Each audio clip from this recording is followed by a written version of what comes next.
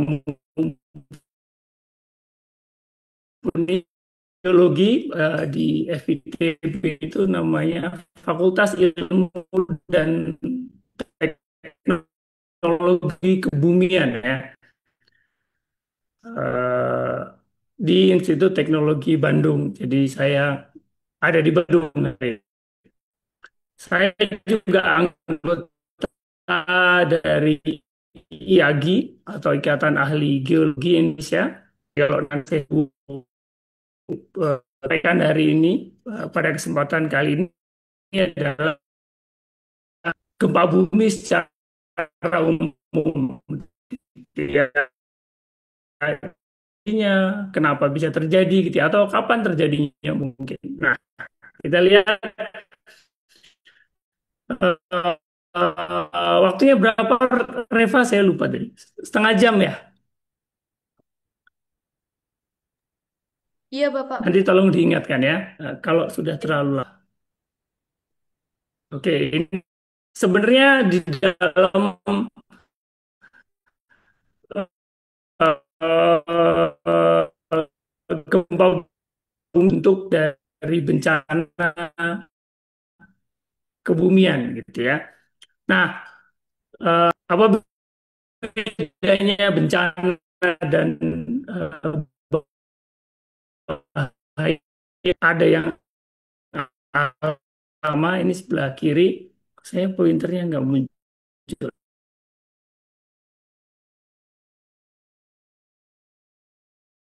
ya. Munculnya dengan kata-kata bencana alam gitu ya.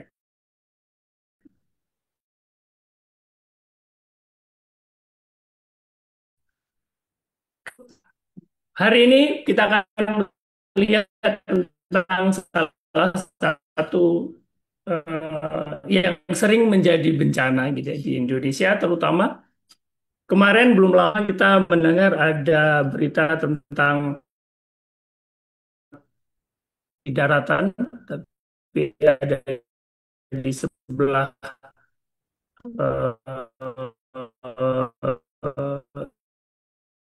baratnya warning beberapa jam setelahnya, mungkin lebih dari 12 jam belum ada di Papua bagian utara. Nah, teman-teman mungkin pasti sudah uh, uh,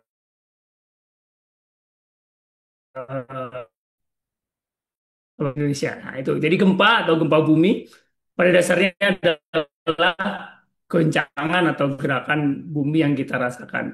Jadi goncangan yang ada di kulit bumi. Nah, apa ini kulit bumi? Memang bumi ada dalam bumi atau biasa juga disebut sebagai gempa bumi. Tapi saya, yang sebelah kanan ilustrasi saja dulu. Nah, pertanyaan gempa bumi ini terjadinya di mana sih gitu? Di mana nanti ini ya. Jadi gempa bumi terjadi di mana? Di mana itu dalam perspektif bumi. Jadi bumi itu seperti telur bulat lah gitu ya, bulat, bola lah bola. Nah, kita lihat di struktur bumi dulu. Jadi bumi itu tidak solid seperti apa ya? Solid. Kalau onde-onde juga di dalamnya ada isinya. Intinya begini. Jadi yang pertama itu adalah intinya. Ini saya bahasanya kadang-kadang campur-campur ya, tolong dimaafkan. Kadang-kadang bahasa Inggris ini di tulisannya, tapi intinya di tengah ada inti, kemudian ada mantel di luar sisi luarnya. Nah, yang paling luar ini ada keraknya atau keras gitu ya. Nah, kerak ini yang disebut sebagai kulit bumi tadi kalau di KBBI tadi gitu ya. Nah, itu secara komposisinya tiga lapisan ini berbeda-beda.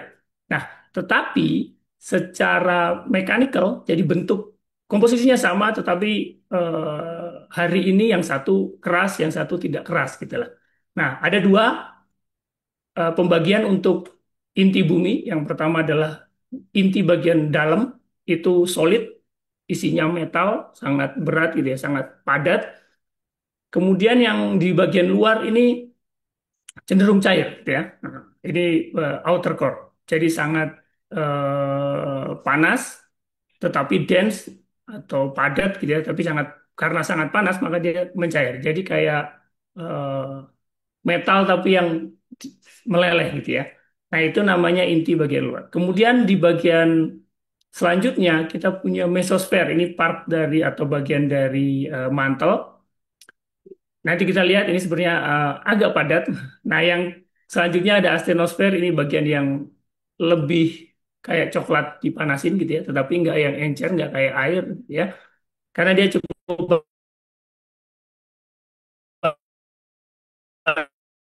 Nah, ini yang bagian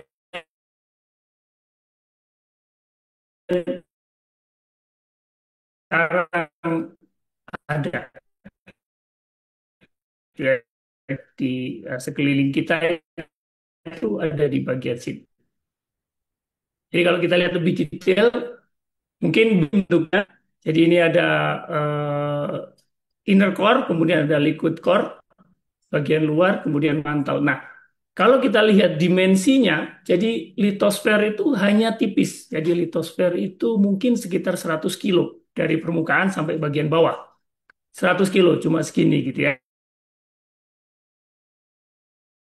Ya, tapi kalau di ocean itu mungkin cuma dibandingkan dengan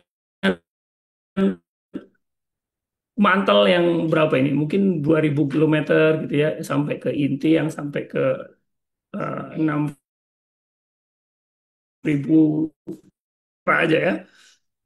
Maka namanya disebut sebagai kerak. Jadi kalau kita analogikan ini sebagai telur asin, siapa yang suka telur asin?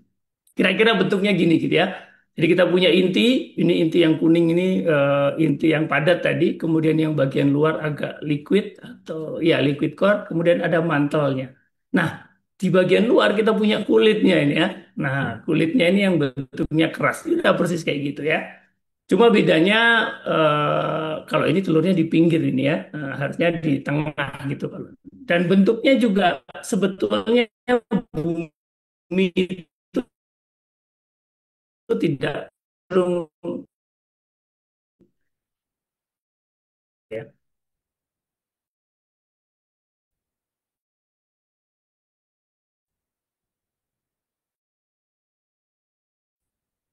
Kalau kita lihat nanti gitu ya di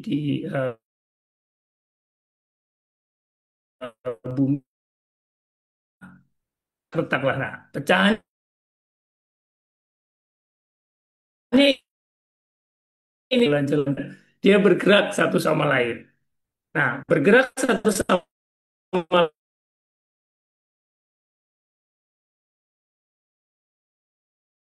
lain berpisah gitu ya. Berarti ada yang kosong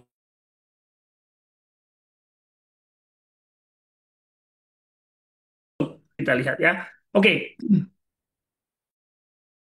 jadi tektonik lempeng. Nah, itu tadi salah satu dasarnya. Nah, ini disusun oleh dua secara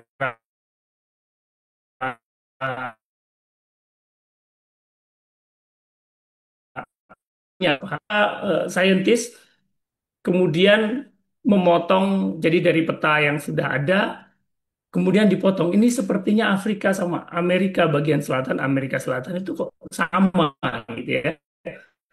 Jangan-jangan dulu jadi satu gitu ya. Nah, kemudian memunculkan namanya teori continental drift. Jadi dulu terpisah gitu ya. Dulu, di sini apa namanya? Ada Atlantik, ada Pasifik gitu ya. Nah, itu yang kemudian mendasari teori tektonik lempeng. Itu yang pertama. Tetapi waktu teori ini continental drift ini dikemukakan, buktinya belum kuat. Jadi orang masih dalam tanda kutip mencemooh teorinya gitu. Ini masih yang benar aja gitu ya. Sekarang di sini itu jauh banget. Gimana jalannya gitu ya. Sampai kemudian ada yang namanya. Jadi tadi ini Afrika, ini Amerika Selatan dulunya bergabung. Ternyata di tengah-tengah samudranya ini di Atlantik ini ada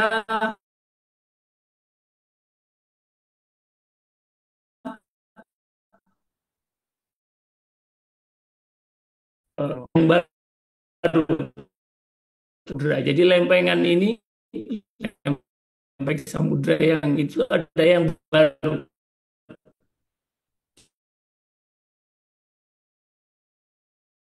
di batas gitu ya. Ini juta tahun yang lalu. Jadi kalau kita lihat hijau umurnya 120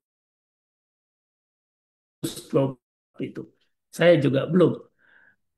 Nah, yang lain salah satu yang lain adalah karena ada fosil yang kemudian ditemukan di eh, dua benua yang berbeda atau bahkan tiga benua yang berbeda, tetapi eh, sama gitu ya. Jadi dari sisi spesiesnya sama gitu ya. Misalnya ini ada apa ini bentuknya ya, kadal mungkin ya, atau reptil yang jelas ya. Ada reptil-reptil, kemudian ada fern, ini paku-pakuan yang ternyata tersebar di area yang sama.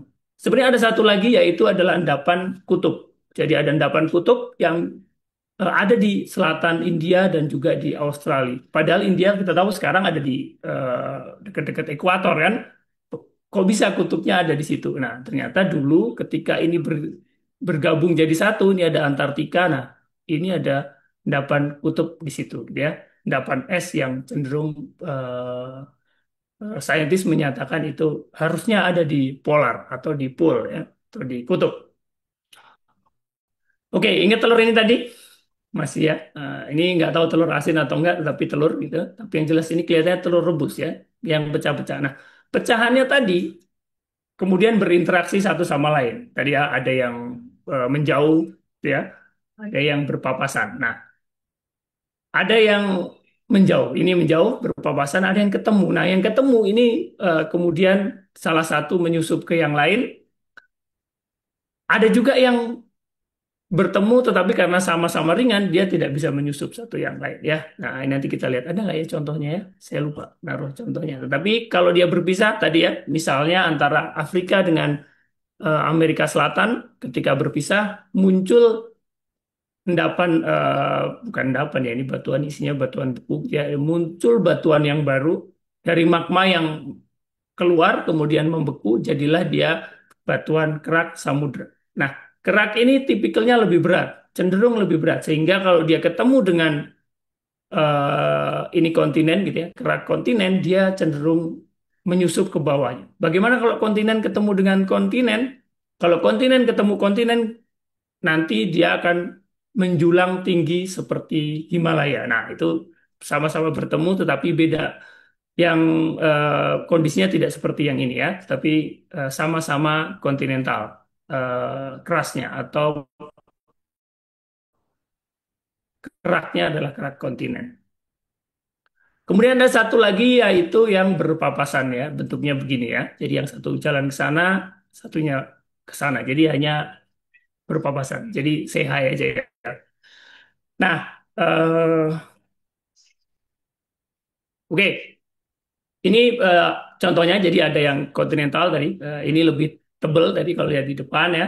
Kemudian ada yang masuk, ada yang terbentuk baru, ada juga ini kalau sesama oseanik keras atau kerak samudra dia kemudian muncul namanya island arc. Jadi ada gunung api gunung api. Nah, kalau teman-teman lihat di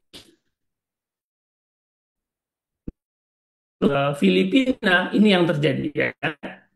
Jadi gunung gunung api ini adalah gunung api yang terjadi akibat kerak samudranya menyusup di bawah kerak samudra. Kalau di Jawa, Sumatera itu yang ini ya. Jadi kerak samudranya menyusup di bawah kerak kontinen. Oke. Nah, lempeng tektonik utama. Kenapa esnya banyak ini ya? Mungkin biar dingin ya, nggak panas ya. Ini ya siang-siang. Di esnya taruh sini aja ya. Jadi kalau kita di Indonesia di bagian pertemuan ya, lempeng utamanya tiga. Kita punya Indo-Australian Plate, Eurasian Plate, kemudian ada Pacific Plate. Walaupun Pacific ini part dari situ. Nah, di tengah-tengah sini, nah ini antara Kalimantan sampai Papua ini yang paling karena pertemuan tiga lempeng, yang satu ke utara, yang satu anggap saja diam gitu ya, yang satu ke barat. Jadi tabrakannya di situ ya. Nah, ini adalah distribusi gempa dan gunung api. Jadi yang warna merah itu gunung api. Jadi kalau kita lihat di Indonesia banyak gunung api warna merah kan. Nah, kenapa bisa begitu? Kenapa gempa dan gunung api jadi satu? Nah, kita lihat. Nah, jadi distribusi sama dari posisi gempa tadi sama batas lempeng tektonik kok mirip gitu ya. Nah, siapa yang nggak bilang mirip? Kalau saya sih mirip ya. Sekali lagi kita lihat ya. Mirip ya. Nah, oke. Anggap saja mirip. Nah, ini lebih detail di Indonesia. Jadi kalau kita lihat tadi nih ada batas batas ada Australia di selatan, ada Jawa dan jadi ini ada oceanic crust dia menyusup ke bawahnya jadi gunung api di sini gitu ya. Walaupun tidak sesederhana itu sebetulnya. Oke, ini namanya Tera ya. Tera Quake namanya ini lagi ketakutan ceritanya gitu. Oke, eh, ada pertanyaan atau mungkin nanti pertanyaannya belakang ya. Jadi saya Coba Pak, ini di, nanti di sesi di belakang ya Reva ya. ada sesi tanya jawab. Oke, siap. Jadi ini saya bertanya sendiri kalau gitu ya. Bagaimana gempa bumi terjadi? Nah, masih ingat tadi ya ada beberapa ini ya. Mana tadi? Kok ini maju mundur. Nah, ini ya. Nah, gempa bumi bagaimana terjadi? Jadi salah satunya, jadi kalau itu adalah di batas lempeng. Nah, apa yang terjadi adalah kalau misalnya berpapasan, ini contoh yang sederhana kita contoh yang berpapasan, yang satu jalan ke sana, satu jalan ke sini. Lama-kelamaan jalannya sebenarnya sedikit. Jadi kalau misalnya di Sesar Sorong misalnya ya, di utara Papua itu mungkin 120 mili per tahun. Jadi 12 senti setahun. Tapi pertumbuhan kalian mungkin nggak sampai segitu juga ya. Tetapi dalam skala yang cukup besar, skala satu benua itu nggak terlalu kelihatan. Nah, lama-lama misalnya 1 tahun, 2 tahun, 3 tahun, 5 tahun, 6 tahun, 100 tahun. Nah, ketika 100 tahun dia terkumpul mungkin 5 meter atau 6 meter sehingga batuannya kemudian tidak kuat menahan yang ya tadi berapa? 12 kali, mungkin 6 meter, 5 meter gitu ya. Kemudian dia snap atau dia break ya. Kemudian terjadilah gempa. Nah, ini kayak dipotong gitu ya. Nah, ilustrasi yang lain ini mungkin semoga mungkin lebih mudah dipahami. Jadi contohnya begini. Ini misalnya teman-teman punya balok kayu gitu. Kemudian ini ada lantai, kemudian dipasang per gitu. Nah, kita tarik pernya. Kita menarik pernya dengan konsisten gitu. Maksudnya kecepatannya sama gitu ya. Ditarik, ditarik, ditarik gitu ya. Lama-lama ini pernya sampai hampir mentok gitu. Nah, apa yang menahan? Yang menahan adalah balok ini dengan lantainya gitu ya. Nah, kalau tidak bisa ditahan lagi, maka yang tadinya di sini ini ada garis abu-abu gitu ya. Moga-moga kelihatan. Kemudian dia bergerak, pindah gitu ya. Nah, pas pindah itu kemudian terjadilah gempa. Jadi kalau teman-teman yang di kelas pasti sering kan geser pintu, geser meja atau geser kursi gitu ya. Pasti kan kemudian kadang-kadang muncul bunyi, muncul suara. Tiba-tiba kan, wah suaranya sampai sakit telinganya misalnya. Nah, itu salah satu contoh timbulnya gelombang. Nah, kalau di gempa, gelombangnya bukan gelombang suara. Jadi gelombangnya kalau di gempa itu gelombang di material padat ya di bumi. Kalau di kita menggeser pintu, pintu mana tadi? Meja gitu ya. Misalnya yang bunyi adalah gelombangnya adalah gelombang suara yang timbul. Nah, sekarang atau di kita ini adalah gelombang kalau gempa itu gelombang di ada macam-macam. Jadi ada dua paling tidak. Yang pertama adalah body wave, kemudian ada surface wave atau gelombang permukaan. Apa bedanya body wave itu menjalar di seluruh permukaan bumi. Jadi bukan seluruh permukaan, seluruh material bumi yang padat gitu ya. Bahkan yang semi cair juga menjalar ke situ ya. Ada dua jenis, ada P wave sama S wave. P wave itu kalau kalian punya gini, nah tipikalnya begini. Jadi pergerakannya sama arah rambatnya berlawanan. Kalau yang ini sama. Nah, kemudian ada namanya surface wave atau gelombang permukaan. Nah, gelombang permukaan ini yang banyak merusak karena dia bergerak kayak kalau teman-teman lempar air di danau apa ember. Nah, gelombang ini yang kemudian banyak yang merusak. Itu yang perlu dilihat ya, perlu diingat teman-teman.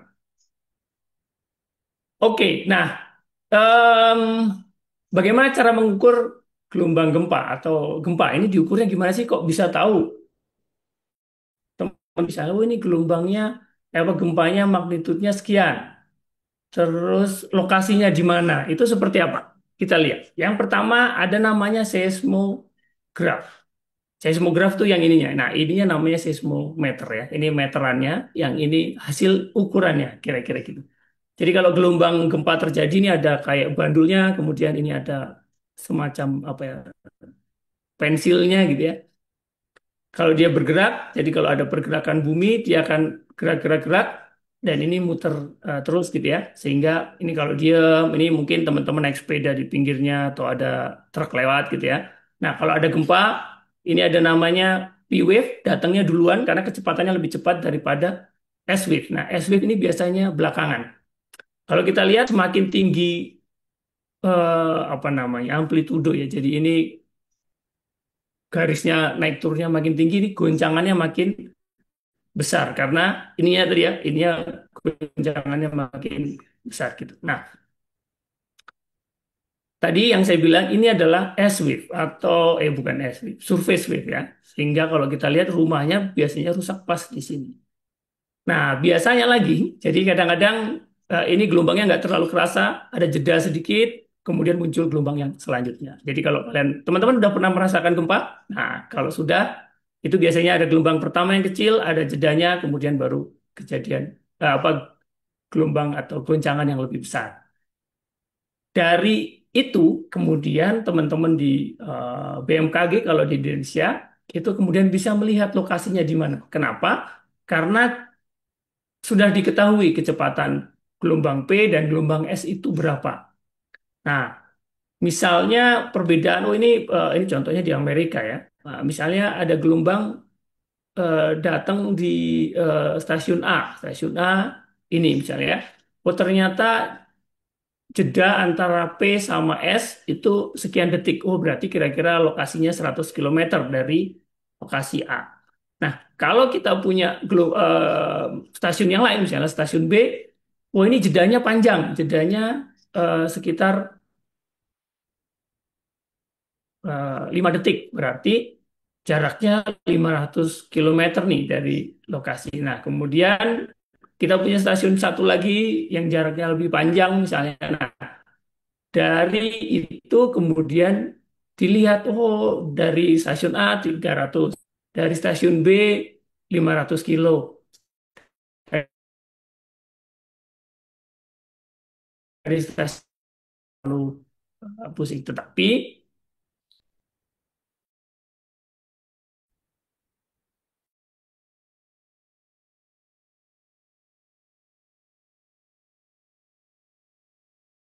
di ya, kalau nggak salah 1 menit 2 menit ya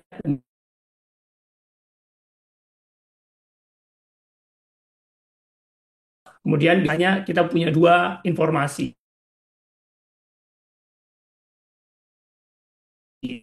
Ya, sedikit.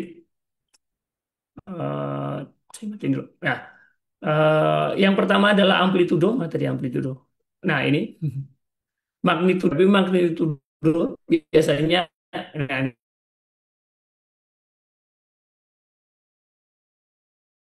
ini contoh dipakai juga, beberapa masih dipakai.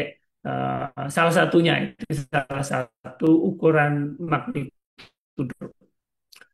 Kemudian ada satu lagi yang warna-warni. Jadi kalau lihat, oh ini warna hijau, warna biru gitu, ada warna merah, tapi warna merahnya nggak ada ya, karena di laut itu adalah namanya intensity. Kita lihat ilustrasinya. Nah, ini misalnya ya. Misalnya teman-teman punya lampu belajar 5 watt. Wattnya, jadi lampunya nggak terlalu besar ya. Kalau kita lihat dari jarak 5 meter ya lumayan gitu ya, terang gitu. Tapi kalau kita lihat dari jarak 10 meter, pasti lebih redup kan. Nah, ini namanya intensity. Jadi lihat dari dekat pasti terlihat lebih terang. Jadi apa yang kita rasakan itu adalah intensitas. Sedangkan kalau kita punya 50 watt, kita lihat dari 10 meter, pasti lebih terang sama dari 10 meter. Nah, ini lampu 5 watt ini adalah magnitudo atau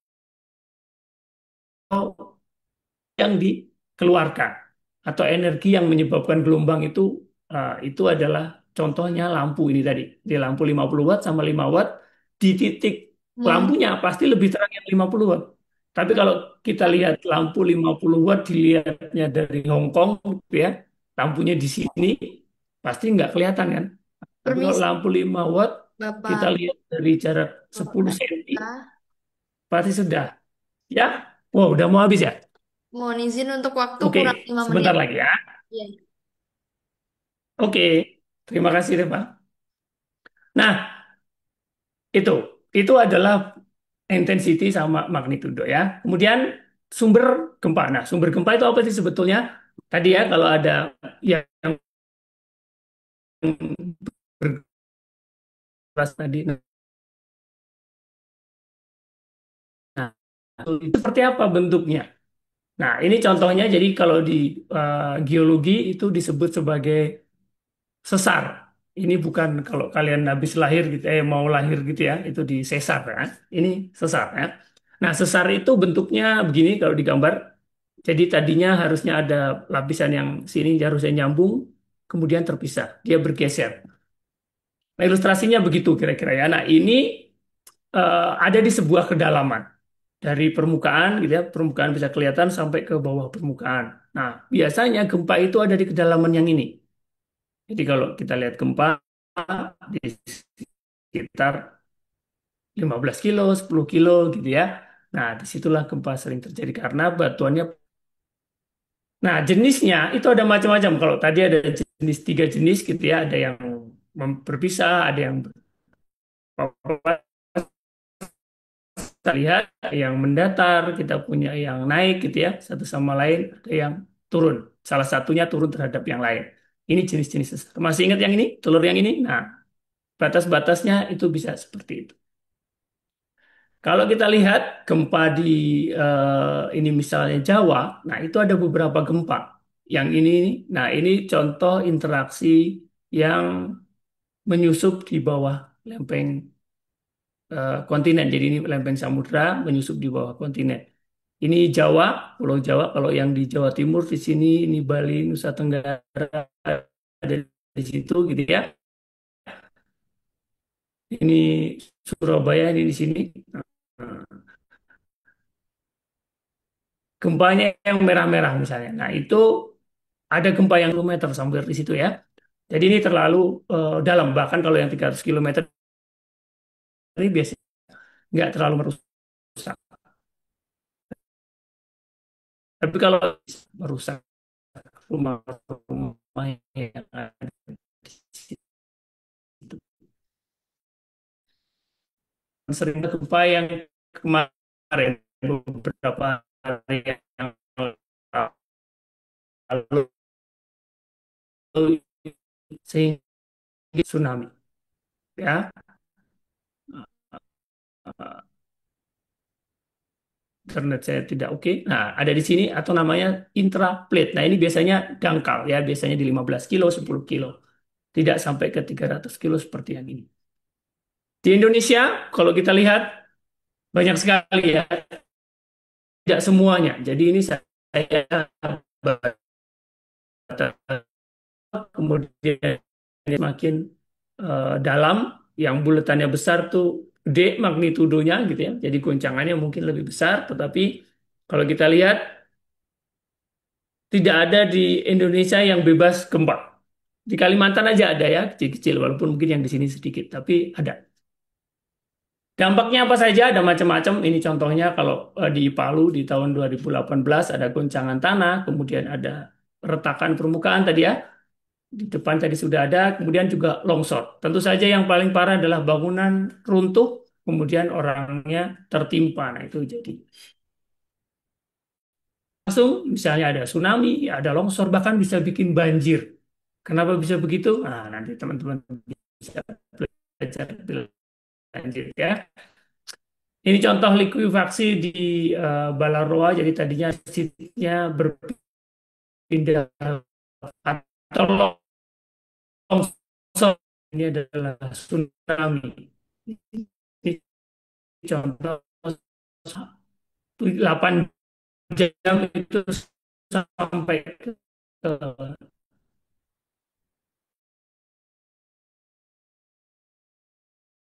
bagian. Pertanyaan yang tadi sebenarnya bencana atau bukan, atau bencana alam atau tidak. Jadi sebenarnya begini. Ini sedikit penutup slide terakhir. Beberapa slide terakhir ya. Yang pertama adalah gunung api, gempa, tsunami. Tadi sudah disampaikan juga sama siapa ya, Bintang atau Reva atau siapa atau Gayatri tadi ya, bahwa kita tidak bisa menghentikan gitu ya. Ini adalah fenomena alam yang bahkan sejak zaman dinosaurus itu sudah ada. Nah, masalahnya adalah bagaimana itu berdampak ke kita. Jadi yang dinama bencana itu sebenarnya kalau ada korbannya. Nah, kalau tidak ada korbannya, jadi rumahnya nggak masalah, aman gitu ya. Nah, itu ya sebagai kejadian alam atau bahaya saja. Oke, itu saja. Kemudian, oh ini penutup ya. Jadi hazard are natural, disaster are not. Ini dari UNDRR ya. UNDRR itu United Nations for Disaster Risk Reduction ya. Ini PBB ya, part dari PBB, bagian dari PBB lah gitu ya. Bukan saya yang bilang ya, tapi saya sangat setuju dengan itu. Baik, terima kasih. Salam dari TeraQuick ini ya. Nah, oh ya ini ada pesan sponsor. Jadi pesan sponsornya adalah tadi, jadi ilustrasi yang saya pakai dari beberapa termasuk yang ini. Itu dari teman-teman di Marabumi. Jadi ini ada materi-materi yang teman-teman bisa lihat ya, tentang bahaya kebumian ya. Itu saja dari saya. Terima kasih. Ini slide terakhir Daya. Silakan mungkin saya kembalikan ke Reva. Terima kasih.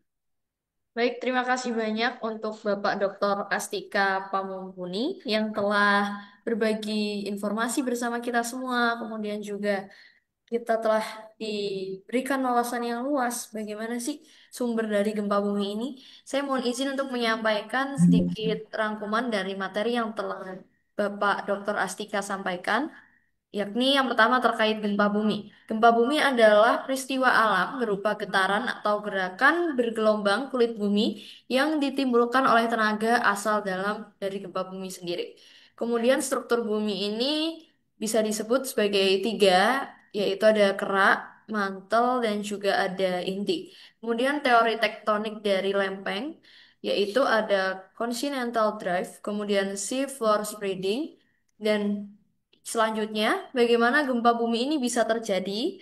Yakni karena berbagai faktor ya teman-teman dan Bapak Ibu semua, karena adanya pergerakan dan pergeseran lempeng tektonik, aktivitas vulkanik, kemudian runtuhan dari gempa, aktivitas manusia, dan salah satu faktor lainnya adalah Indonesia ini terletak di cincin api Pasifik.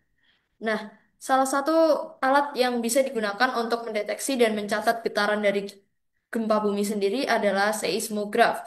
Gempa bumi ini sumbernya dari mana sih? Sumbernya dari sesar, yaitu bidang diskontinuitas pada batuan yang menunjukkan adanya pergeseran batuan. Kemudian sesar ini ada tiga jenis, ada normal, naik, dan mendatar. Selain itu juga ada distribusi gempa. Nah, dampak langsung dari gempa ini ada berbagai macam, adanya guncangan tanah, retakan permukaan, likuifaksi, tanah longsor, dan lain-lain. Kemudian yang tidak langsung adalah tsunami, kemudian adanya kontaminasi zat beracun, kemudian adanya longsor, banjir, dan kebakaran. Nah, langsung saja kita ke sesi tanya jawab, yakni sudah ada, wah, ada kelompok literasi yang sangat-sangat bersemangat ya. Ada yang memakai hiasan nih dari tim SDGs SDN Ketabang 1 Surabaya. Oke, selamat siang. Boleh bertanya?